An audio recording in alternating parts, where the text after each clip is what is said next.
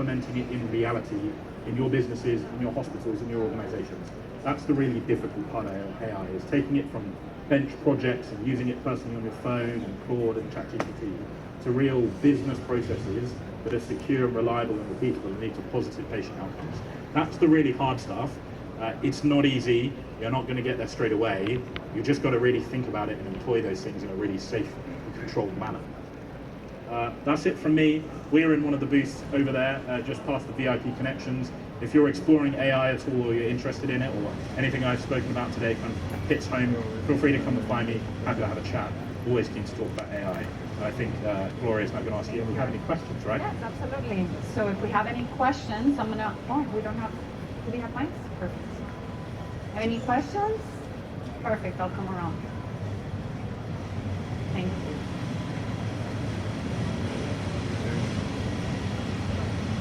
Here we go. It's on. What are your biggest challenges going forward? With my challenges or AI generally? Both. I've been away for a week with a 2-year-old daughter at home, so I've got some challenges when I get back, that's for sure. I think particularly with AI. I think in terms of AI, the thing I think about a lot is, especially with the current crop of technology, we've got large language models, right? They are not perfect. And they're very, very confident in the answers they give you. They're a little bit like a con man, right? They are 100% bought into every answer they give you. And it's not always based in fact, it's not always grounded in reality. It's not always got the right reasoning. And so it's really difficult, especially as they feel like they're getting smarter. It's really hard to pick when they're right versus when they're wrong. I think that's the biggest challenge as we move towards AI being, like I said, side of the desk project or stuff you rely on every day. It's about how do you have the right evaluation processes in place so that you can consume those responses from the AI and understand the right responses from the wrong responses. I think it's the biggest challenge for most people. Do you have another question? Thank you for the excellent presentation. I think many things are going to be discovered as we move along the way with AI.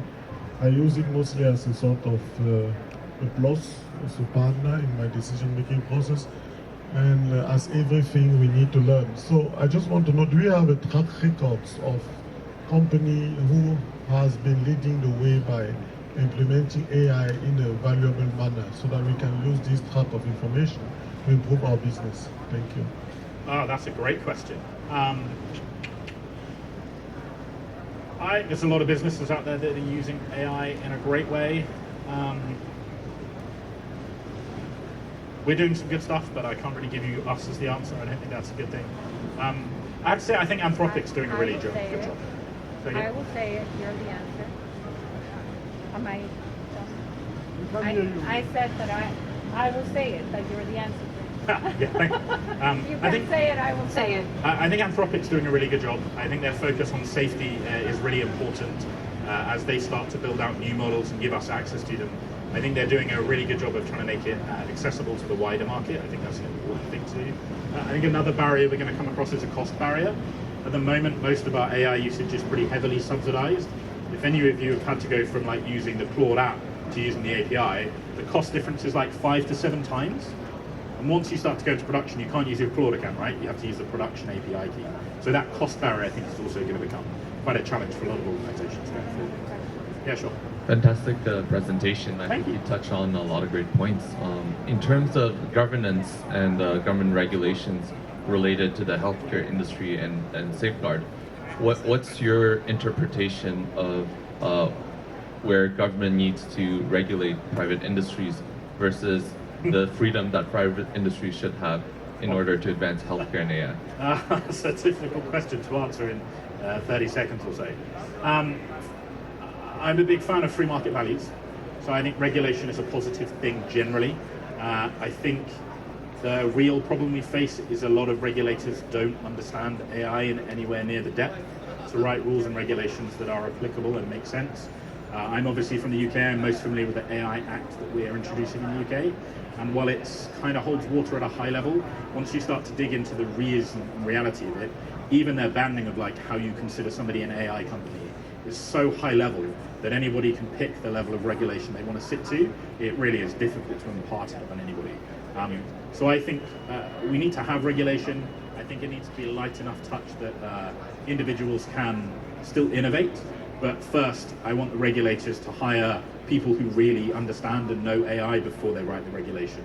Otherwise, we're just going to end up in a bit of a hot mess that doesn't help anybody. Anyone? Thank you.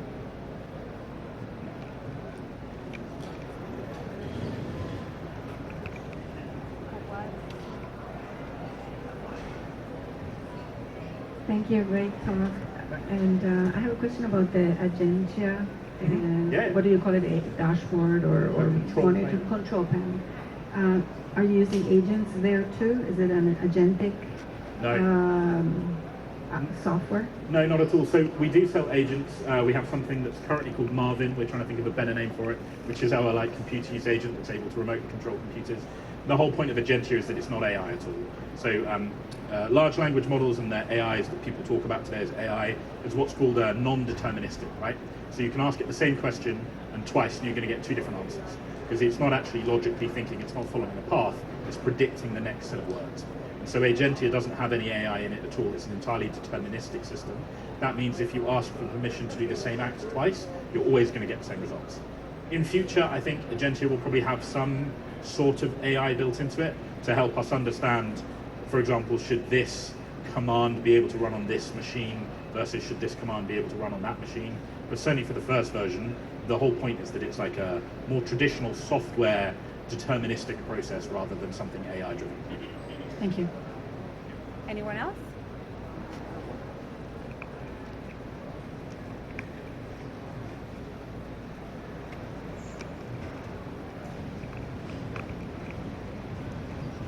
How's it going? Very interesting take that you had. I'm just wondering what's the long-term plan for the company, because the way that I see is that more and more there will be more production of processes around different industries, right? And I'm quite reluctant in the decision-making process, right?